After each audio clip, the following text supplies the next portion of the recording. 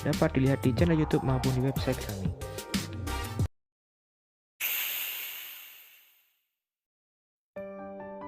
Oke, hari ini kita akan membahas beberapa soal mengenai penalaran umum, soal-soal TPS mengenai penalaran umum ya.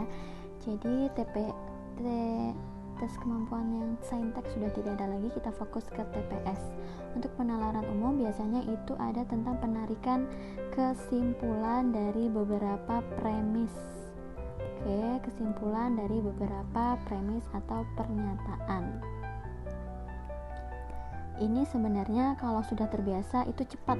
Jadi kalau sudah tahu polanya itu bisa menjawab hanya beberapa detik saja. Sekarang kita bahas soal pertama.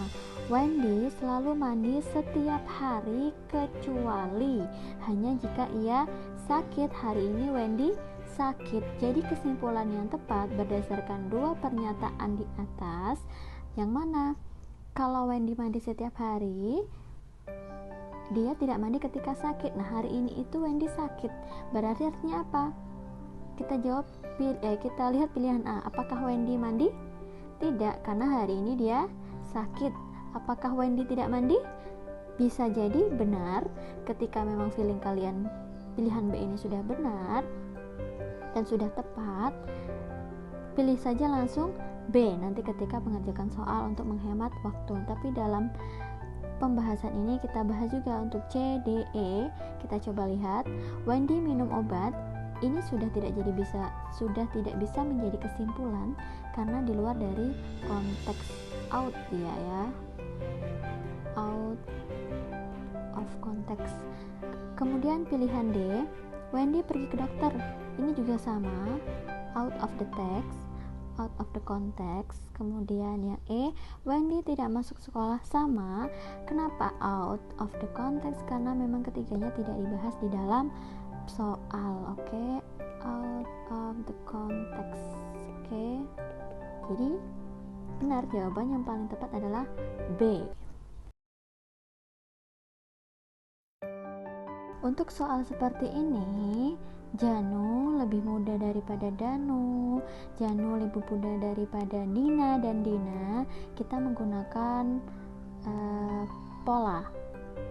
Kita lihat di sini konteksnya lebih muda.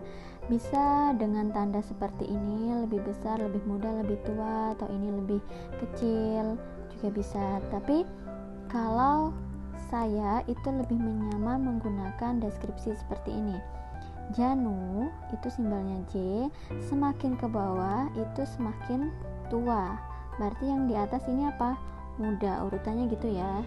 Semakin ke bawah itu semakin tua. Janu lebih muda daripada Danu, berarti Janu posisinya lebih di atas daripada Danu.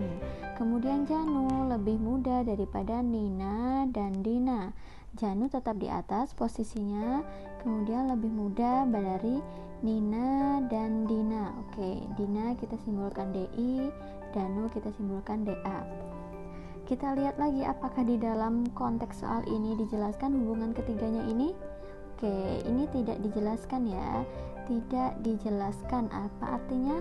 Berarti tidak dapat ditarik kesimpulan antara Danu, Dina, dan juga Dina. Tidak dijelaskan. Oke, jadi kesimpulan yang paling benar adalah kita lihat pilihan A. Dina lebih tua dari Danu. Ada Dina.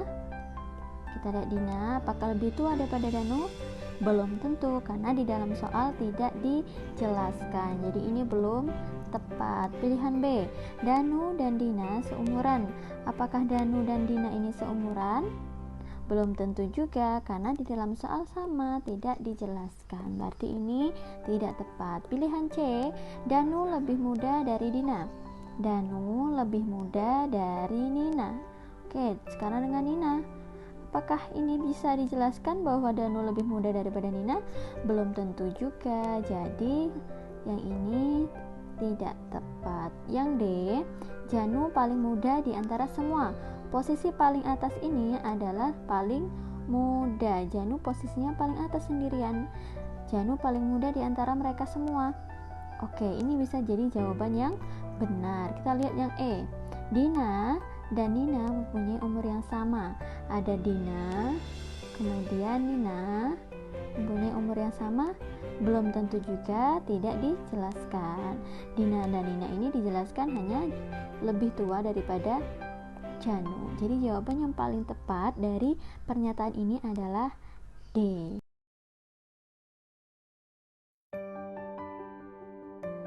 Soal berikutnya, semua insinyur sipil pandai matematika. Pukat ini nama orang ya, bukan insinyur sipil. Oke, jadi kesimpulan yang tepat apa? Coba kita buat pola seperti ini dulu. Semua,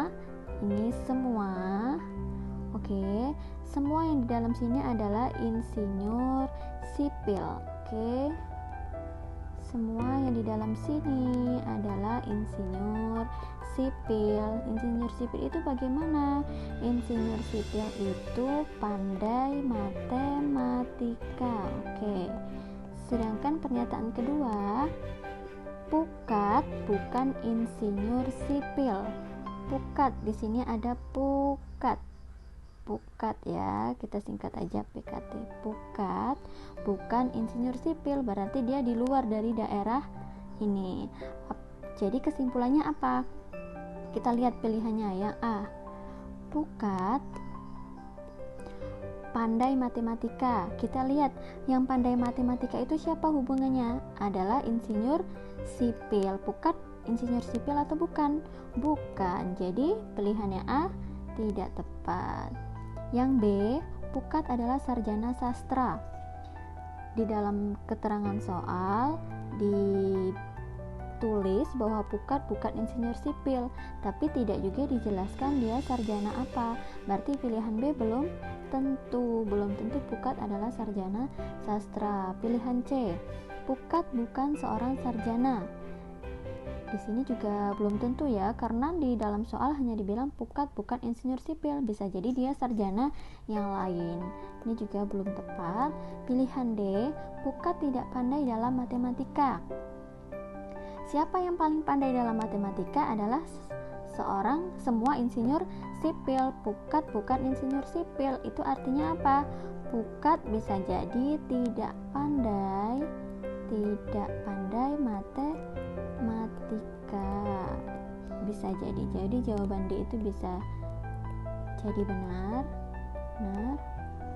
Jadi ini bisa jadi benar. Kita lihat dulu yang E, tidak dapat ditarik kesimpulan. Dua pernyataan ini berhubungan ya, jadi bisa ditarik kesimpulan.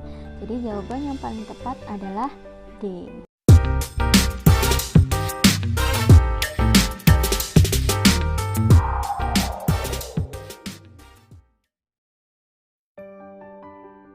Oke, soal berikutnya terlihat panjang, tapi kalau kita teliti, ini sebenarnya bukan soal yang susah.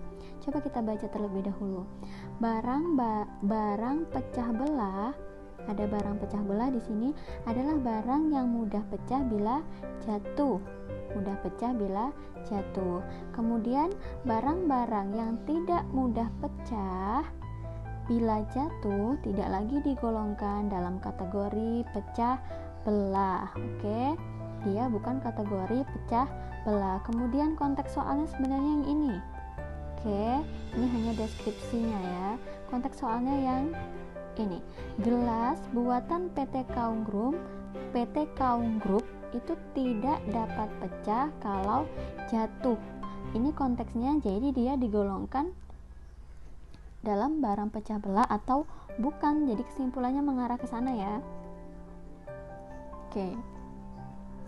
Atau kalau mau mudah kita buat dulu seperti ini. Barang itu terbagi menjadi barang pecah belah, dan barang nih di kategorinya tidak lagi digolongkan dalam kategori pecah belah. Tidak pecah belah. Oke. Ini hanya membantu saja, tapi kalau kalian bisa langsung menyimpulkan, itu langsung saja, tidak perlu dibuat seperti ini. Ini hanya membantu. Kemudian pecah belah itu ciri-cirinya apa? Pecah ketika jatuh. pecah ketika apa? Ketika jatuh. Yang ini tidak pecah ketika jatuh. Tidak pecah. Ini tidak pecah ketika jatuh. Oke, seperti itu ya. Kemudian kita lihat kesimpulan yang A. Apakah benar gelas produksi PT Kaung Group maksud saya mudah pecah? Apakah mudah pecah? Jelas ini di luar atau kontradiksi dari pernyataan aslinya, bahwa disebutkan tidak dapat pecah kalau jatuh. Berarti di sini tidak sesuai dengan konteks pernyataannya. Yang B, gelas produksi PT Kaung Group tidak dapat pecah. Ini sama saja mengulang pernyataan. Kesimpulan itu harus dihubungkan dengan premis yang ada atau premis yang lain atau deskripsi sebelumnya. Kemudian yang C, gelas produksi PT Kaung Group tidak mungkin pecah. Ini juga tidak menunjukkan kesimpulan berdasarkan deskripsi yang di atasnya. Berarti ini juga belum tepat. Pilihan D, gelas produksi PT Kaung Group termasuk barang pecah belah. Apakah benar? Pecah belah itu ciri-cirinya apa? Pecah bila jatuh. Di sini sebutkan bahwa gelas buatan PT Kaung Group itu tidak dapat pecah kalau jatuh. Berarti dia bukan termasuk barang pecah belah. Berarti kemungkinan jawabannya benar apa? Coba kita lihat dulu ya. Gelas produksi PT Kaung Group tidak termasuk barang pecah belah. Kita baca lagi, gelas buatan PT Kaung Group tidak dapat pecah kalau jatuh. Jadi dia tergolong yang mana? Tergolong barang yang tergolong barang yang tidak termasuk barang pecah belah. Jadi jawaban yang paling benar adalah E.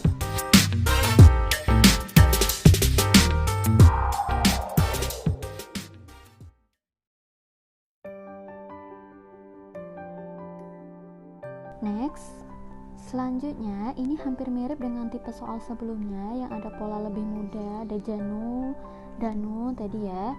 Tapi ini konteksnya kita baca dulu. Vera lebih pintar daripada Bayu. Berarti ini konteksnya apa? Lebih pintar. Kemudian langsung saja kita buat semakin ke bawah itu semakin tidak pintar. Anggap saja ini pintar, ini tidak pintar. Vera lebih pintar daripada Bayu. Berarti posisi Vera di atas daripada Bayu. Kemudian pernyataan selanjutnya, Vera lebih pintar daripada Susi dan Asti. Vera berarti posisinya masih tetap di atas, lebih pintar daripada Susi dan Asti. Apakah ada pernyataan lain selain keduanya ini? Tidak ada ya. Jadi otomatis yang ketiga ini bisa disimpulkan, hubungan ketiganya belum tentu bisa disimpulkan karena tidak dijelaskan di dalam soal. Tidak dijelaskan. Jadi hubungan ketiganya belum dapat ditentukan. Oke, kita lihat kesimpulan yang benar apa? Pilihan A, Bayu lebih pintar daripada Asti. Apakah benar Bayu lebih pintar daripada Asti? Ada Bayu, ada Asti. Ketiganya termasuk hubungan antara Bayu dan Asti tidak dapat ditentukan. Jadi ini belum tentu Bayu lebih pintar, jadi tidak tepat. Pilihan B, Bayu lebih pintar daripada Susi. Ada Bayu, kemudian ada Susi. Sama saja, Bayu dan Susi hubungannya tidak dapat ditentukan karena tidak dijelaskan di dalam konteks soalnya. Jadi ini juga tidak tepat. Pilihan C, Vera paling pintar di antara mereka. Ada Vera, posisinya paling atas. Apakah ada yang lain? Tidak ada ya. Bisa jadi benar Vera paling pintar di antara mereka. Coba kita lihat dulu yang D. Vera, Bayu, Susi, dan Asti sama-sama pintar. Ini jelas tidak ya. Dijelaskan bahwa Vera lebih pintar daripada Bayu, Vera lebih pintar daripada Susi dan Asti. Jadi D tidak tepat. Kemudian yang E, Susi dan Asti memiliki tingkat kepintaran yang sama. Ada Susi, ada Asti. Oke, kedua hubungan antara Susi dan Asti juga tidak dapat ditentukan karena tidak dijelaskan di dalam konteks soal. Jadi ini kurang tepat. tepat. Jadi yang paling tepat pilihannya adalah yang C.